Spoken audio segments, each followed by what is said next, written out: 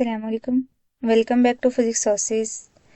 Students, आज हम एक बहुत इम्पोर्टेंट और इंटरेस्टिंग टॉपिक बात करने वाले हैं जो कि हमारे पास है स्फेरिकल पोलर कोऑर्डिनेट्स। हम इसका बैकग्राउंड देखेंगे, हम ये क्यों यूज़ करते हैं, इसकी ज़रूरत क्यों पेश आई, सारा हम इस वीडियो में देखेंगे।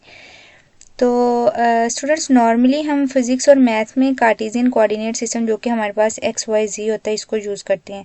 लेकिन हर सिचुएशन में Cartesian coordinate system easy useful नहीं होता, क्योंकि जब हम किसी ऐसी चीज़ की बात कर रहे हो जो कि हमारे पास राउंड शेप में होती है या स्फेरिकल हो, या हम 3D की बात कर रहे हो, कोई चीज़ है वो 3D में हो, या जब ऑब्जेक्ट का ओरिजिन है ना वो अपने ओरिजिन के गिर्द घूम रहा होता है, तो इस तरह की अगर सिचुएशन हो तो वहाँ स्फेरिकल पोलर कोऑर्डिनेट्स बहुत ज़्यादा सिंपल्स और पावरफुल होते हैं। हम देखेंगे कि हम ये जो है ना वो पढ़ते ही क्यों है, इसकी ज़रूरत क्यों पेश आई हमारे पास स्फेरिकल पोलर कोऑर्डिनेट्स की। तो हमारे पास जब जो प्लैनेट्स का मोशन होता है उसमें क्या होता है कि प्लैनेट्स जो एक दूसरे के इर्द गिर्द घूम रहे होते हैं। तो प्लैनेट्स एटम्स के अंदर जो इलेक्ट्रॉन्स है उनकी मोशंस को अगर हम देखें, या इलेक्ट्रिक फील्ड जो है वो चार्ज के अराउंड जो वो मूव कर रही होती है, या एटम्स में जो है वो इलेक्ट्रॉन्स हैं वो किस तरह जो वो न्यूक्लियस के गिर्द जो है वो रिवॉल्व कर रहे होते हैं। उसके अलावा जो सर्कुलर मोशन होती है 3D में, ये सब चीज़ें जो है वो राउंड या स्फेरिकल नेचर रखती हैं।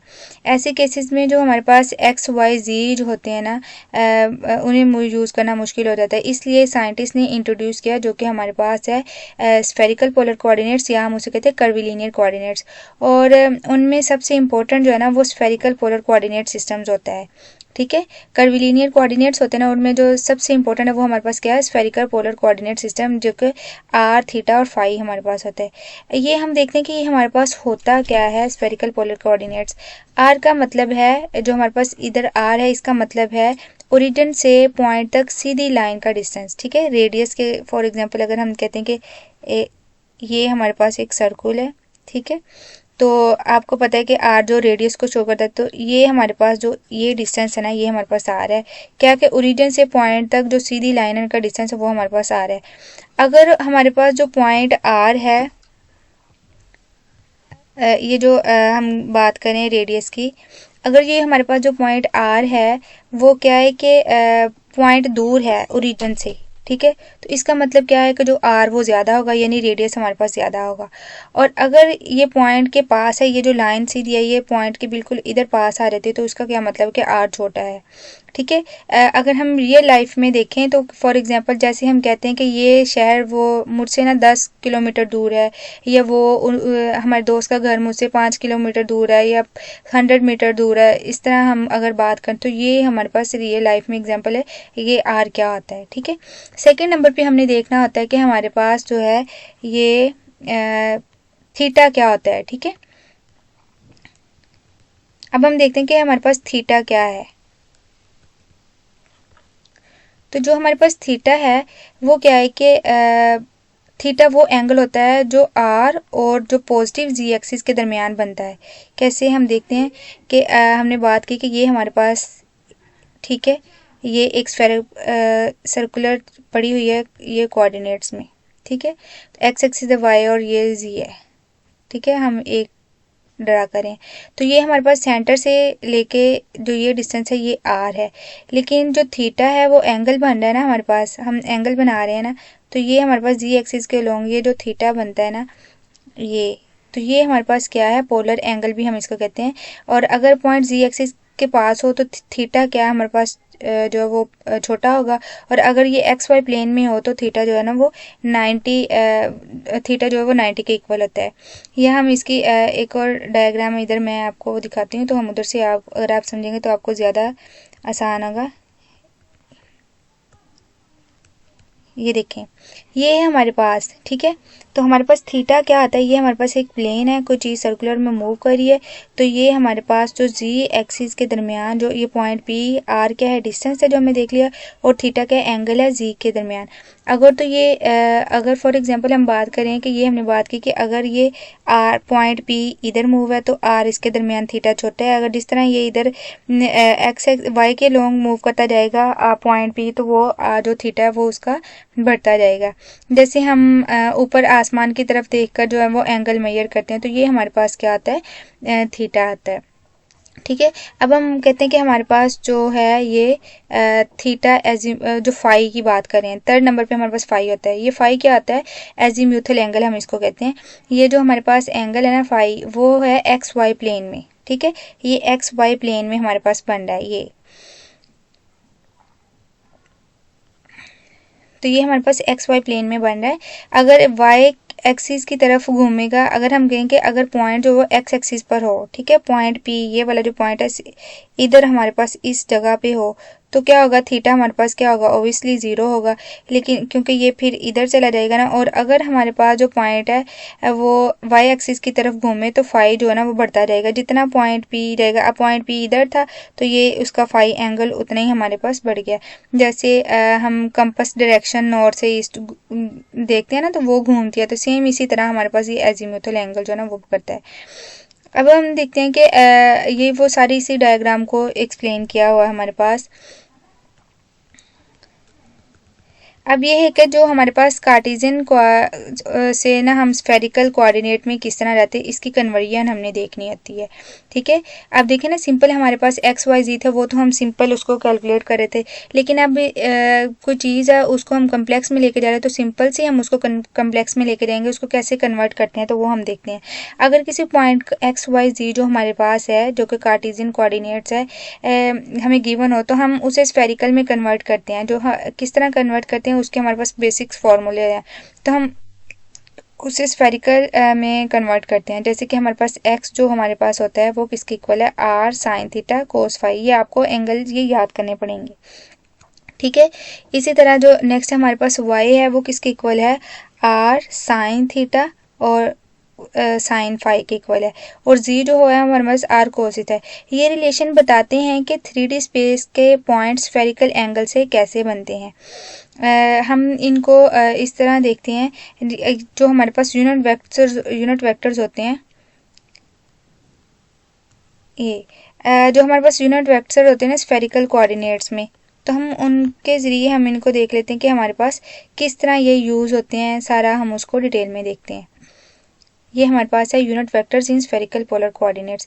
कार्टेशियन में हम जो यूनिट वेक्टर्स यूज़ करते हैं ना, वो आई जे के होते हैं, जो कि आप बहुत अच्छे से जानते हैं। हमने इसको बड़ी डिटेल में लास्ट लेक्चर में पढ़ा है। और उसका अगर आपको आप इसके बारे में पढ़ना चाहते हैं, तो मैं इसका जो लिंक है वो डिस्क्रिप्शन में लगा दूंगी, तो आप उधर से दे सकते हैं। लेकिन जो हमारे पास स्फेरिकल सिस्टम में ना, वो यूनिट वेक्टर चेंज होते रहते हैं। यानी आर है जो हमारे पास, वो रेडियल डायरेक्शन बाहर की तरफ चला जाता है। थीटा है, वो थीटा इंक्रीज होने की डायरेक्शन को शो करता है। ये हमारे पास फाई है, वो फाई इंक्रीज होने की डायरेक्शन को शो करता है कि वो आउटवर्ड फ्रॉम ओरिजिन जाता है। आर है moving downward from Z axis, जैसे कि हमने थीटा की बात की कि जिस तरह वो जी एक्सिस के जाएगा, तो वो क्या होगा, थीटा जो है वो इंक्रीज होता जाएगा। और रोटेशन अराउंड जी एक्सिस के रेट जो फाई है वो हमारे पास रोटेट होगा। ये जो वेक्टर्स हैं पोजीशन के साथ रोटेट करते हैं, इसीलिए ये ज़्यादा रियलिस्टिक डिस्क्रिप्शन देते हैं हमारे पास। ठीक है, क्योंकि हम जिस तरह पॉइंट वो मूव कर रहा होता है, हमें उसी तरह उसी डायरेक्शन में हम उसके साथ मूव करते हैं। अब हम बात करते हैं कि हमने बात की ना कि वो मूव करते हैं, तो जो हमारे पास इनफाइनाइटेसिमल डिस्प्लेसमेंट होता है डीएल, जिसकी हम बात करें, तो क्या है कि अब ये बताते हैं हमारे पास, ये इंपॉर्टेंट कॉन्सेप्ट है सबसे, कि इनफाइनेटेसिमल डिस्प्लेसमेंट्स क्या होता है। बहुत ही छोटी सी मूवमेंट जो होती है ना स्पेस में हमारे पास, वेरी स्मॉल मूवमेंट, वो हमारे पास जो है ना स्फेरिकल कोऑर्डिनेट्स में ये मूवमेंट 3 इंडिपेंडेंट पार्ट्स में टूट जाती है। पहला हमारे पास होता है डी आर। ठीक है, ये मतलब रेडियल मूवमेंट उसकी हमारे पास होती है, जो सिर्फ आर चेंज हो, पॉइंट सीधा जो वो बाहर या अंदर मूव करता है। ठीक है, दूसरी हमारे पास होती है थीटा के लॉन्ग, यानी आर डी थीटा। ठीक है, हम बात करें आर डी थीटा जो होती है, ये कहता है पोलर मूवमेंट होती है, जो जब सिर्फ थीटा चेंज हो, पॉइंट वर्टिकल कर्व्ड आर्क पर मूव करता है। इस आर्क की लेंथ जो है ना वो आर डी थीटा हो जाती है। फिर थर्ड जो हमारे पास होता है ना, वो हमारे पास होता है R sine theta D phi, R sine theta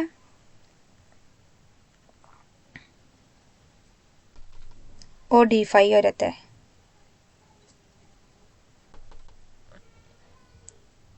तो ये क्या है कि पॉइंट हॉरिजॉन्टल सर्कुलर पाथ पर मूव करता है। सर्कल के रेडियस होता है जो कि हमारे पास r साइन थीटा आता है, ठीक है। तो हम क्या करते हैं कि इन सब को करते हैं, ऐड करते हैं, और जो हमारे पास जो है ना वो टोटल डिस्प्लेसमेंट आ जाता है। फाइन,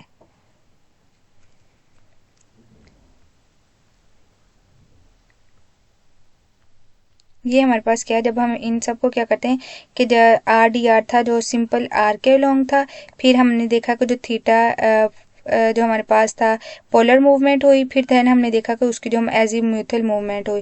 तो इन तीनों को जब हमने ऐड कर दिया तो हमारे पास फाइनल जो डिस्प्लेसमेंट की इक्वेशन है वो R D R plus theta R D theta plus phi R sine theta और डी फाई आ गया। ये जो फॉर्मूला बताता है कि 3D मोशन का हर छोटा स्टेप वो रेडियल हो, पोलर या और एजीमुथल पार्ट का सम होता है। अब हम ये जो हमारे पास है ना, ये इसकी बात की गई है। तो ये एक छोटी सी एग्जांपल्स है कि हमारे पास हमने देखा कि एक स्ट्रेट लाइन है जो कि आर है और उसका छोटा पॉइंट का डी आर।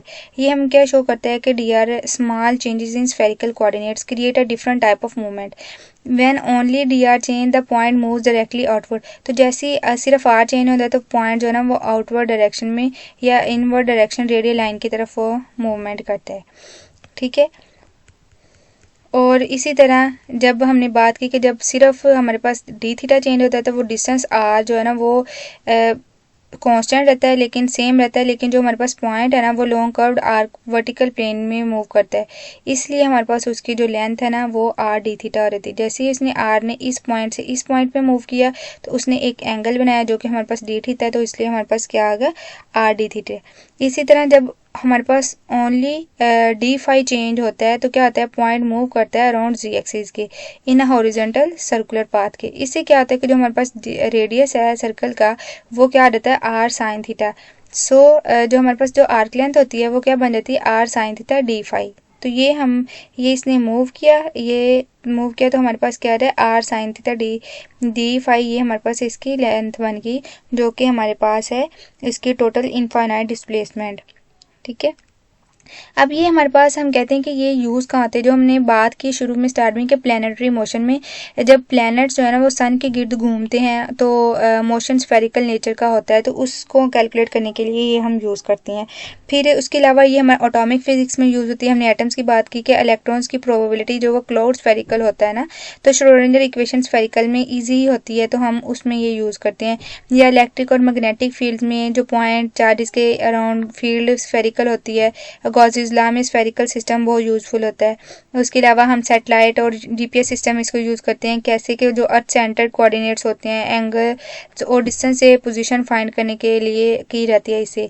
तो ये स्टूडेंट्स स्फेरिकल पोलर कोऑर्डिनेट्स हमें कम्प्लेक्स 3D प्रॉब्लम्स को सिंपल, नेचुरल और अंडरस्टैंडेबल बनाने में हेल्प करते हैं। अगर ऑब्जेक्ट या मोशन राउंड हो, सर्कुलर या सेंटर्ड हो तो स्फेरिकल सिस्टम बेस्ट चॉइस होता है।